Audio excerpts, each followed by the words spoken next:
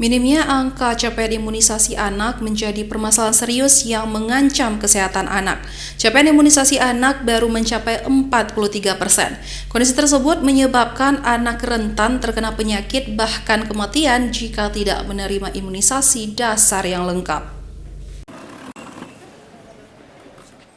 Puluhan anak-anak mengikuti imunisasi yang dicanangkan pemerintah Aceh di Dayah Madinatuddiniyah Darul Huda, Kecamatan Dewantara, Kabupaten Aceh Utara. Program pencanangan imunisasi ini dilakukan karena rendahnya tingkat kesadaran orang tua dalam memberikan imunisasi anak.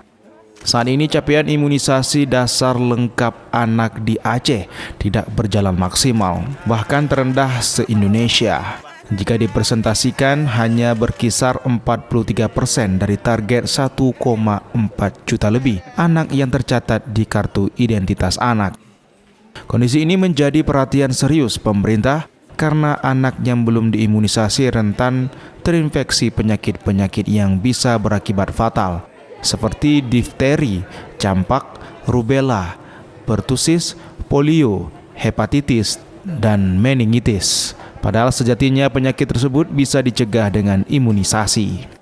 Kepala Dinas Kesehatan Aceh mengatakan mendorong capaian imunisasi, pemerintah menetapkan bulan imunisasi anak pada Mei ini yang menargetkan 93% anak di Provinsi Aceh dapat menerima imunisasi.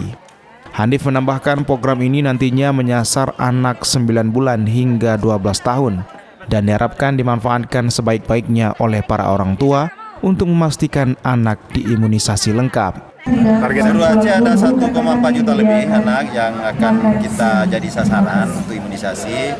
Tentunya ini butuh waktu mungkin sekitar 1 bulan ya, karena sesuai dengan namanya bulan imunisasi anak sekolah, anak nasional. Jadi waktu yang kita butuhkan sekitar 1 bulan ya, untuk melakukan imunisasi untuk seluruh anak yang 1,4 juta jiwa di Aceh.